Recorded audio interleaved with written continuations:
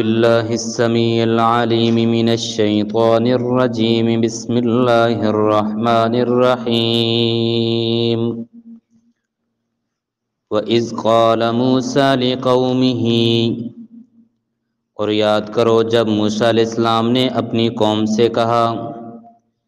إِنَّ اللَّهَ يَأْمُرُكُمْ بے شک اللہ تعالی آپ کو حکم دیتا ہے ان تذبحوا بقرہ کہ تم گائے ذبح کرو قالوا انہوں نے کہا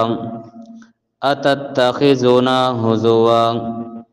کیا تو ہم سے مذاق کرتا ہے قال موسیٰ علیہ السلام نے فرمایا اعوذ باللہ اللہ کی پناہ ان اکون من الجاہلین کہ میں ہو جاؤں جاہلین میں سے قالوا انہوں نے کہا ادعو لنا مانگے ہمارے لیے ربک اپنے رب سے یبین لنا ما ہی کہ وہ بیان کرے کہ گائے کیسی ہو قال موسیٰ علیہ السلام نے کہا انہ یقول بے شک اللہ تعالیٰ فرماتے ہیں انہا بقرۃ بے شک وہ ایک گائے ہے لا فارض نہ وہ بوڑھی ہے ولا بکر اور نہ چھوٹی عوان بین ذالک اس کے درمیان فافعلوا پس کرو ما تؤمرون جو تمہیں حکم دیا گیا قالوا انہوں نے کہا ادعو لنا مانگے ہمارے لیے اپنے رب سے یبین لنا وہ بیان کریں ما لونها اس کا رنگ کیسا ہو قال موسیٰ علیہ السلام نے کہا انہ یقول بے شک اللہ تعالیٰ فرماتے ہیں انہا بقرۃ صفراء بے شک وہ زرد رنگ کی گائے ہے فاقع لونها اس کا رنگ گہرا ہو تسر الناظرین دیکھنے والوں کو اچھی لگے قالوا انہوں نے کہا ادعو لنا دعا کیجئے ہمارے لیے اپنے رب سے یبین لنا وہ بیان کریں ما ہی وہ گائے کیسی ہو ان البقرہ بے شک گائے تشابہ علینا مشتبہ ہو گئی ہے ہم پر وَإِنَّا انشاء اللہ اور ہم اللہ نے اگر چاہا تو لمہتدون ضرور ہدایت پائیں گے قال موسیٰ علیہ السلام نے کہا انہ یقول بے شک اللہ تعالیٰ فرماتے ہیں انہا بقرۃ بے شک وہ گائے ہے لا ذلول نہ تابع کی ہوئی ہو تثیر الارض زمین کو نہ زمین میں نہ ہل چلایا ہو ولا تسقی الحرث اور نہ کھیتی کو سیراب کیا ہو مسلمۃ سالم ہو لا شیۃ فیہا اس میں کوئی عیب نہ ہو قالوا انہوں نے کہا الآن جئت بالحق کہ آپ حق لائے ہو فذبحوها پس انہوں نے گائے کو ذبح کیا وما کادوا یفعلون قریب نہیں تھا کہ وہ کرتے وَإِذْ قَتَلْتُمْ اور یاد کرو جب تم نے قتل کیا نفساً ایک آدمی کو فَادَّارَأْتُمْ فِيهَا اس میں تم الزام دے رہے تھے ایک دوسرے کو واللہ اور اللہ تعالیٰ مخرج نکالنے والا ہے ما کنتم تکتمون جو تم چھپاتے ہو فَقُلْنَا پس ہم نے کہا اضربوہ تم اسے مارو ببعضها اس کے بعض کے ساتھ کذالک اسی طرح یحیی اللہ الموتى اللہ مردوں کو زندہ کرے گا وَیُریکم آیاتہ اور وہ دکھاتا ہے آپ کو اپنی نشانیاں لعلکم تعقلون تاکہ تم سمجھ جاؤ یہ سورۃ البقرہ کی آیت نمبر 67 سے لے کر 71 تک میں نے تلاوت کی اور اس کا ترجمہ ذکر کیا ہے بلکہ آیت نمبر 73 تک ہے تو اس سے پہلے جیسا کہ بنی اسرائیل کا ذکر چلا آ رہا تھا یہود و نصارہ کا تو یہاں پر بھی وَإِذْ سے اللہ تعالیٰ انہیں انعامات یاد دلاتے ہیں دیکھو بار بار آتا ہے وَإِذْ قَالَ وَإِذْ قَالَ وَإِذْ نَجَّيْنَاكُمْ وَإِذْ أَخَذْنَا یہ جو بار بار وَإِذْ آتا ہے اس سے انہیں یاد دہانی اللہ تعالیٰ فرما رہے ہیں اور میں نے آپ کو بتایا تھا کہ جہاں پر اذ آتا ہے وہاں پر اذکرو یا اذکر یہ محذوف ہوتا ہے معنی کیا جاتا ہے یاد کرو از کے ساتھ۔ تو یہاں پر بھی ایک واقعہ کا ذکر ہے، پہلے وہ واقعہ سن لو پورا، تو پھر اس کے بعد ترجمہ کرتے ہیں۔ واقعہ یہ ہوا، بنی اسرائیل کے اندر، یہ موسیٰ علیہ السلام کا ہی دور ہے، ایک عامیل نامی شخص تھا، بڑا مالدار تھا۔ تو اس کے چچا زاد بھائیوں نے یا چچوں نے اس کو قتل کر دیا، اور قتل کر کے گمنام جگہ پہ پھینک دیا۔ وہ سارے لوگ جمع ہو کر موسیٰ علیہ السلام کے پاس آئے کہ چونکہ پیغمبر تھے اس وقت کے، وہ آئے اور آ کر عرض کیا کہ اے موسیٰ علیہ السلام، آپ ہمارے درمیان فیصلہ کریں اور بتائیں یہ فلاں بندہ قتل ہوا ہے، اس کے قاتل کا نہیں پتہ چل رہا کس نے قتل کیا ہے۔ تو ظاہر بات ہے نبی عالم الغیب تو نہیں جانتا، اس کو تو نہیں پتہ ہوتا کہ بھئی غیب کی کیا خبریں ہیں، کس نے قتل کیا۔ تو ان نے دعا کی اللہ تعالیٰ سے، اللہ تعالیٰ کی طرف سے ان پر وحی آئی۔ تو اللہ تعالیٰ کی طرف سے جب پیغام آیا موسیٰ علیہ السلام کے پاس، تو موسیٰ علیہ السلام نے ان قوم والوں سے کہا آپ ایسا کرو، ایک گائے ذبح کرو، گائے ذبح کرو، اور گائے ذبح کرنے کے بعد اس کا کوئی عضو گائے کا، مفسرین فرماتے ہیں دل، گائے کا دل نکال کر آپ اس جو بندہ قتل ہوا ہے، عامیل نامی شخص تھا، اس کے جسم کے ساتھ مارو، وہ بندہ خود زندہ ہو جائے گا اور خود بتائے گا کہ میرا قاتل کون ہے، مجھے کس نے قتل کیا۔ تو اب جب گائے کا ذکر ہوا تو گائے کی تو چونکہ عبادت کرتے تھے، وہ جو پہلے ذکر ہوا ہے کہ انہوں نے بچھڑا بنایا تھا اور بچھڑے کو اپنا معبود بنا لیا کہ یہ ہمارا خدا ہے، تو انہیں کہ ہاں تو بڑی مقدس تھی وہ گائے، جیسا کہ یہ انڈیا والے ہیں یہ گائے کا پیشاب بھی پیتے ہیں، انہوں نے کہا اتنی مقدس ہے یہ، اور گائے کو ذبح کرنا تو درکنار ہے،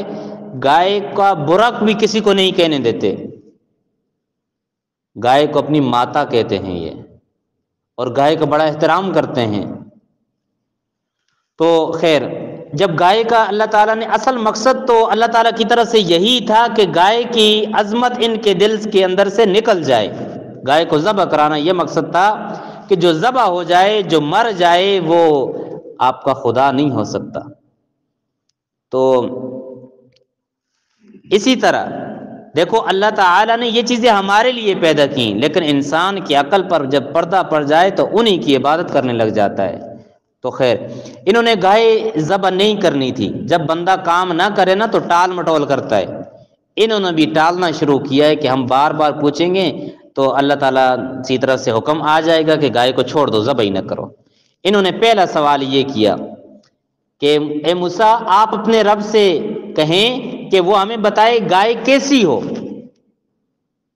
اللہ تعالیٰ کی طرف سے جواب آیا گائے نہ زیادہ بوڑھی ہو نہ چھوٹی ہو، درمیانی رنگ کی، درمیانی سی گائے ہو۔ اچھا، دوسرا سوال، اے موسیٰ آپ اپنے رب سے کہیں گائے کا رنگ کیسا ہو۔ تو اللہ تعالیٰ کی طرف سے جواب آیا وہ گائے زرد رنگ کی ہو،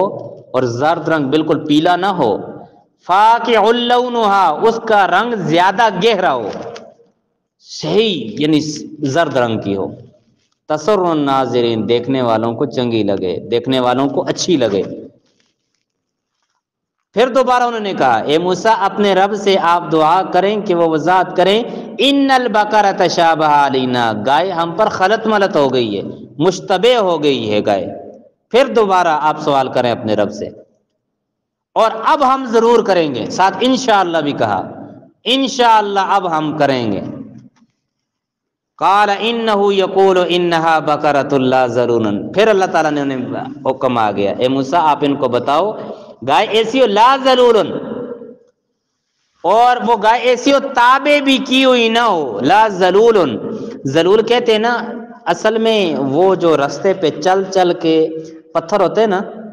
یہ پتھر تو یہ عام پتھر ہے، ایک رستے پہ چل چل کے وہ بالکل ملائم سے ہوتے ہیں،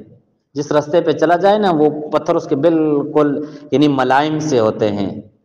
اس کو کہتے ہیں ذل، یعنی بالکل وہ تابع کیے ہوئے، لا ذلولن وہ گائے تابع نہ کی ہوئی ہو،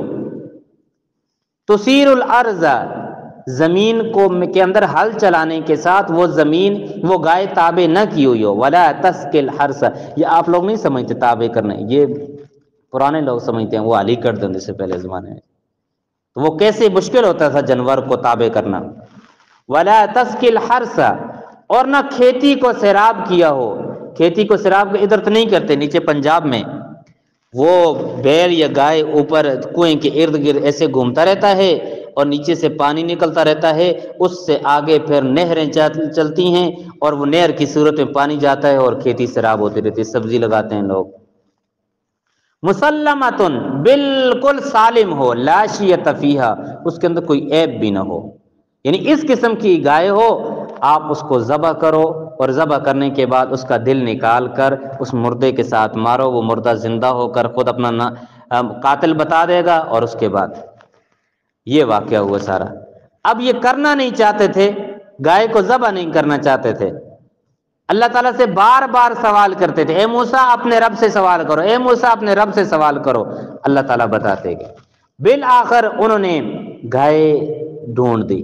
اور بعض تفسیروں میں آتا ہے، بڑی جو عربی کی تفسیر ہیں، کشاف ہیں، تفسیر کبیر وغیرہ بڑی تفسیروں کے اندر آتا ہے، اللہ تعالیٰ نے ان کو یعنی موسیٰ علیہ السلام کے ذریعے بتا دیا وہ گائے ہے فلاں جگہ میں، آپ تلاش کرو۔ وہ تلاش کرنے کے لیے نکلے، ایک بچہ تھا، اس کا باپ نہیں تھا، یتیم تھا، اور اس کی ماں تھی، اس کے پاس وہ گائے تھی، اس طرح کی جتنی صفات بتائیں گئی، وہ گئے اس کے پاس گائے لینے کے لیے، نے کہا میں گائے تو دوں گا آپ کو، لیکن اس گائے کے چمڑے کے اندر بھر کے آپ مجھے دینار دیں گے، یعنی یوں سمجھو اس گائے کے چمڑے کے اندر بھر کے پیسے مجھے دیں گے آپ، اتنے پیسے، تب میں آپ کو گائے دوں گا۔ اس وقت ایک بیل 3 درہم کا ملتا تھا، تو آپ خود اندازہ کریں کہ کتنا وہ میں یعنی کتنے زیادہ پیسے بنتا، اس کا درہم دینار بنتے ہوں گے۔ تو بہرحال اللہ تعالیٰ نے اس یتیم کا بھلا کرنا تھا، وہ گائے انہوں نے لی، لینے کے بعد ذبح کی، ذبح کرنے کے بعد اس کا دل نکالا، دل نکال کر اس مردے کے جسم کے ساتھ مارا، اور وہ مردہ خود بول گیا کہ میرا قاتل میرے چچا زاد بھائی ہیں جنہوں نے مجھے مال کی وجہ سے مارا۔ اب یہاں پر سمجھے، پہلی بات تو یہ کہ انسان کا دشمن اس کا مال ہے، جس کے پاس کچھ بھی نہ ہو نا، اس کو کیا فکر، جدھر نیند آئی ادھر ہی سر کے نیچے بس تکیہ رکھا، ہاتھ رکھا، سو گیا، اسے کوئی ٹینشن نہیں۔ مال جس بندے کے پاس ہوگا، پہلی بات تو یہ کہ اس کی زندگی کے اندر سکون ہی نہیں ہے، اور نمبر 2 اس کو ہر وقت اپنی فکر لگی رہے گی مال، اور تیسری وجہ یہ کہ مال ایسی حریص چیز ہے، رشتہ دار، برادری، کنبہ، قبیلہ، یہ ختم ہو جاتے ہیں مال کی وجہ سے، مال کی حرص، مال کی لالچ کی وجہ سے سارے رشتے ختم ہو جاتے ہیں، بھائی بھائی کا دشمن بن جاتا ہے، والد اولاد کا اور اولاد والدین کی، مال کی وجہ سے۔ اور تیسری بات یہ کہ بار بار سوال نہ کیے جائیں، جب اللہ کی طرف سے یا کوئی بڑے کی طرف سے حکم مل جائے، اگر ہو سکتا ہے تو اس کو کر لیا جائے، سوال نہ کی جائے۔ اگر سوال کرو گے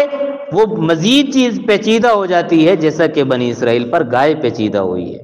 تو ہمارے نبی صلی اللہ علیہ وسلم نے بھی فرمایا تھا، اب بار بار یعنی ان کے ادب کے اندر لکھا ہے، آپ بار بار ایسے سوال نہ کرو، کما سئل موسیٰ من قبل، جیسا کہ آپ سے پہلے موسیٰ علیہ السلام پر سوال کیے گئے، یہ بنی اسرائیل کیا کرتے تھے۔ اب یہ پورا واقعہ آپ کے ذہن میں آ گیا، میں ترجمہ کر رہا ہوں، آپ غور سے دیکھیں۔ وَإِذْ قَالَ مُوسَىٰ لِقَوْمِهِ، جب موسیٰ علیہ السلام نے، یاد کرو جب موسیٰ علیہ السلام نے اپنی قوم سے کہا، اِنَّ اللَّهَ يَأْمُرُكُمْ، بے شک اللہ تعالیٰ حکم دیتا ہے آپ کو، أَن تَذْبَحُوا بَقَرَةً، کہ تم گائے ذبح کرو۔ اب کیوں ذبح کی یہ آپ کو پتہ ہے کہ وہ بندہ قتل ہو گیا تھا، اس کے قاتل کا پتہ چلانے کے لیے۔ قالوا، انہوں نے کہا، یا ایک اور وجہ ہے، یا قاتل کا پتہ تو نہیں بلکہ ان کے دل کے اندر گائے کی عظمت بیٹھ گئی تھی، قدر بیٹھ گئی تھی، اتنی قدر کرتے تھے کہ خدا سمجھتے تھے اس کو اپنا، تو اللہ تعالیٰ نے کہا اس کو ذبح کرو، جو ذبح ہو جائے، جو مر جائے، وہ خدا نہیں ہوتا۔ قالوا اتتخذنا ہزوا،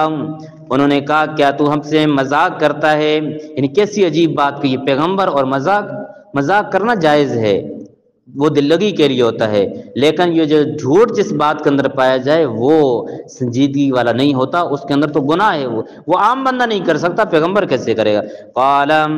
موسیٰ علیہ السلام نے کہا اعوذ باللہ، میں اللہ کی پناہ میں آتا ہوں، ان اکون من الجاہلین، کہ میں ہو جاؤں جاہلین میں سے۔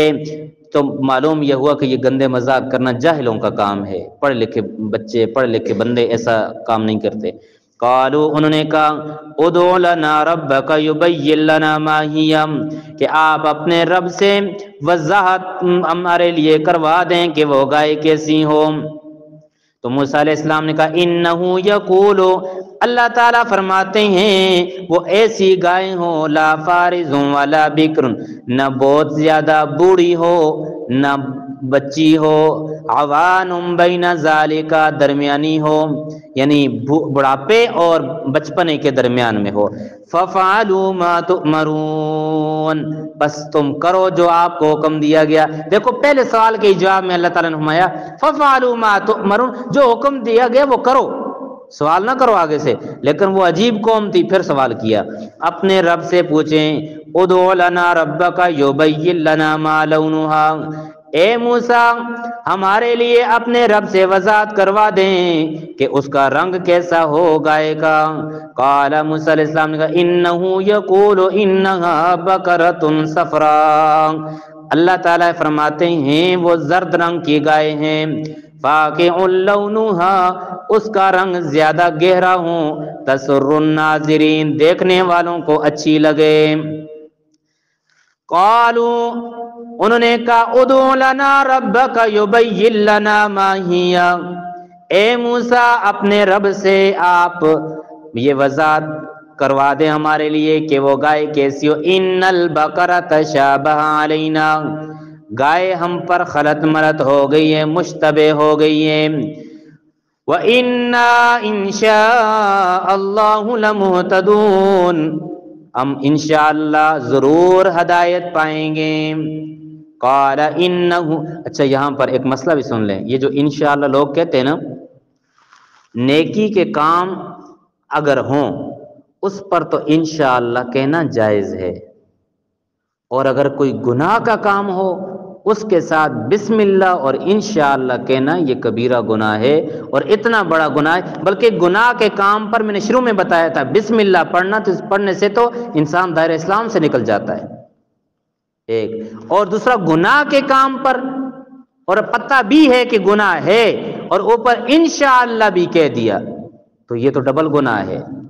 سمجھ آ گئی آپ کو؟ گناہ کے کام کے ساتھ بسم اللہ پڑھنا بڑا گناہ ہے کہ انسان دائرہ اسلام سے نکل جاتا ہے، اور انشاءاللہ کہنا یہ گناہ ہے، دائرہ اسلام سے تو نہیں نکلتا انسان لیکن گناہ ضرور ہے، ایک بات۔ دوسری بات یہ انشاءاللہ یہ آئندہ کے لیے بولا جاتا ہے کہ انشاءاللہ کل میں اسکول جاؤں گا، انشاءاللہ کل میں مدرسے جاؤں گا، انشاءاللہ کل میں فلاں کام کروں گا، یہ آئندہ کے لیے بولا جاتا ہے، پچھلی بات پر انشاءاللہ نہیں کہا جاتا۔ مثال کے طور پر آپ 10ویں کلاس میں پڑھتے ہو، آپ کہتے ہو انشاءاللہ میں نے 5ویں پڑھ لی ہے، اب وہ بات تو ہو گئی، پہلے گزر گئی، انشاءاللہ کا مطلب ہے اگر اللہ نے چاہا تو، یہ آئندہ کے لیے بولا جاتا ہے، پیچھے ایک دو باتیں ہو گئی۔ تیسری بات یہ کہ یہ تو مسئلے کی بات ہے بڑوں کے لیے، کہ آپ جو تحقیقی بات ہو نا، یہ نکاح کے اندر بالخصوص، نکاح میں ایک طرح سے کہتے ہیں بھئی فلاں آپ نے بیٹی، آپ نے اس کا فلاں نام آپ نے نکاح کر کے فلاں کے لیے دی، اس کو آگے سے کہتا ہے جی میں نے دی ہے، اگر وہاں پر وہ انشاءاللہ کا لفظ کہے گا یہ صحیح نہیں ہے، یہ جائز نہیں ہے، اور ادھر سے وہ سننے والا جس کا نکاح ہو رہا ہے اس کو کہتے ہیں کہ بھئی آپ نے فلاں کا یہ نام ہے، اس کا اتنا مار ہے، فلاں کی بیٹی اپنے نکاح میں قبول کی، وہ آگے سے کہے جی ہاں میں نے قبول کی، اگر وہ کہے گا انشاءاللہ میں نے قبول کی تو یہ نکاح نہیں ہوتا ایسے۔ تو یہ مسئلے کی بات یہ کہ انشاءاللہ کو بھی سمجھنا چاہیے، ہر جگہ پہ انشاءاللہ انشاءاللہ انشاءاللہ نہیں، بلکہ انشاءاللہ کہنے کے لیے بھی ذرا سوچ سمجھ کی بات ہے، کہاں کہنا ہے کہاں نہیں کہنا۔ اور بعض لوگوں کو تو پتہ ہوتا ہے کہ میں فلاں کام نہیں کروں گا، پھر بھی کہتے ہیں انشاءاللہ، اور جو انشاءاللہ گہرائی کے ساتھ کہہ دے گا وہ پکی بات ہے کہ وہ کام نہیں کرے گا۔ لمہتدون، ہم ضرور کام کریں گے، ضرور ہدایت پائیں گے۔ اب انہوں نے بھی کہا انشاءاللہ لمہتدون، اے موسیٰ اب ہم انشاءاللہ لمہتدون، ضرور ہدایت پائیں گے۔ قال انہ یقول، موسیٰ علیہ السلام نے کہا، اللہ تعالیٰ فرماتے ہیں انہا بقرۃ، بے شک وہ ایسی گائے ہیں، لا ذلول، نہ تابع کی ہوئی ہو، تثیر الارض، زمین کے اندر ہل چلاتی ہو، ولا تسقی الحرث، اور نہ کھیتی کو سیراب کرتی ہو، مسلمۃ، سالم ہو، لا شیۃ فیہا، اس کے اندر کوئی عیب نہ ہو۔ قالوا، انہوں نے کہا الآن جئت بالحق، اے موسیٰ اب آپ حق لائے ہو۔ فذبحوها، بس انہوں نے اس کو ذبح کیا، وما کادوا یفعلون، قریب نہیں تھا کہ وہ کرتے، یعنی کیونکہ ان کے دل کے اندر گائے کی عظمت بیٹھ گئی تھی۔ وَإِذْ قَتَلْتُمْ، اور یاد کرو جب تم نے قتل کیا ایک نفس کو، فَادَّارَأْتُمْ فِيهَا، بس تم اس میں ٹال مٹول کر رہے تھے ایک دوسرے پر، دوسرا تیسرے، یعنی ایک دوسرے پر ٹال مٹول کر رہے تھے کہ قتل کس نے کیا۔ واللہ، اور اللہ تعالیٰ، مخرج، نکالنے والا ہے، ما تکتمون، جو تم چھپاتے ہو۔ اصل میں تو بھائی چھپائیں گے کس سے؟ چھپاتا تو بندہ اس سے ہے جو یہاں موجود ہے وہاں نہیں ہے۔ اب دیکھو یہاں سے ایک بندہ باہر جاتا ہے، وہ ہمیں نظر نہیں آتا، ہم سے تو چھپ جائے گا، اللہ سے کہاں چھپے گا؟ اللہ تو ہر جگہ موجود ہے، اللہ سے تو بندہ نہیں چھپ سکتا۔ اب کوئی بندہ علیاذ باللہ کوئی گناہ کرتا ہے، بندوں سے تو وہ چھپ جاتا ہے، اللہ سے تو نہیں چھپتا۔ کہ میں نے ایک کتاب کے اندر پڑھا ہے، اللہ تعالیٰ اس وقت زیادہ غصے میں آتے ہیں جب بندہ چھپ کے گناہ کرتا ہے لوگوں سے۔ کیوں؟ اللہ تعالیٰ فرماتے ہیں اے بندے، کیا آپ کے اندر اتنی غیرت بھی نہیں تھی کہ آپ دنیا والوں سے تو شرمائے ہو، مجھ سے شرم نہیں آئی آپ کو؟ تو واللہ مخرج ما کنتم تکتمون، اللہ نکالنے والا ہے اس کو جو تم چھپاتے ہو۔ فَقُلْنَا اضْرِبُوهُ، بس ہم نے کہا اسے مارو، بِبَعْضِهَا، اس کے بعض کے ساتھ، یعنی اس گائے کے ایک ٹکڑے کو، مفسرین فرماتے ہیں اس کے دل کو نکال کر اس کے ساتھ مارا تو وہ بول اٹھا۔ كَذَلِكَ، اسی طرح، يُحْيِي اللَّهُ الْمَوْتَى، اللہ زندہ کرے گا مردوں کو۔ اب دیکھو وہ بندہ وہاں پہ تھوڑی دیر کے لیے زندہ ہوا تھا، پھر اس کے بعد مر گیا اپنے قاتل کا نام بتا کے۔ یہ ایک اللہ تعالی نے عبرت کے لیے، نصیحت کے لیے یہ واقعہ ان کے سامنے وہاں پر رونما کر دیا۔ اصل میں مردوں کو زندہ کرنا، یہ مردوں کا بولنا وغیرہ، ان کے اندر یہ کوئی احکامات نہیں ہیں، صرف اللہ تعالیٰ نے عبرت کے لیے یہ واقعہ ہمارے سامنے ذکر فرمائے ہیں۔ ایک بات، دوسری بات یہ اللہ تعالیٰ نے یہ دکھانے کے لیے، او بھائی آپ مانتے نہیں ہو کہ مرنے کے بعد ہم دوبارہ کیسے زندہ ہو جائیں گے؟ اب دیکھو یہ بندہ تو مر گیا تھا لیکن اللہ نے اس کو دوبارہ زندہ کر دیا، اسی طرح مرنے کے بعد اللہ دوبارہ زندہ کرے گا۔ کب؟ قیامت والے دن۔ وَيُرِيكُمْ، وہ دکھاتا ہے آپ کو آیاتی، اپنی نشانیاں، لَعَلَّكُمْ تَعْقِلُونَ، تاکہ تم سمجھ جاؤ۔ اب یہ واقعات اللہ ذکر کر رہے ہیں قرآن مجید کے اندر تاکہ عبرت اور نصیحت کے لیے کہ ہم اللہ تعالیٰ کی قدرت ہمارے سامنے کھل جائے اور ہم ان پر ایمان لے آئیں۔ اللہ تعالیٰ ہم سب کو عمل کرنے کی توفیق نصیب فرمائے۔ الحمدللہ رب العالمین والعاقبۃ للمتقین، والصلاۃ والسلام علی رسول محمد وعلی آلہ واصحابہ اجمعین۔ اللہم وفقنا لما تحب وترضى من القول والفعل والعمل والهدي انك على كل شيء قدير۔ اللهم ربنا اغفر لنا ولإخواننا الذين سبقونا بالإيمان ولا تجعل في قلوبنا غلا للذين آمنوا ربنا إنك رؤوف رحيم۔ اللهم إنك عفو كريم تحب العفو فاعف عنا، وصلى الله تعالى على خير خلقه محمد وعلى آله وأصحابه أجمعين۔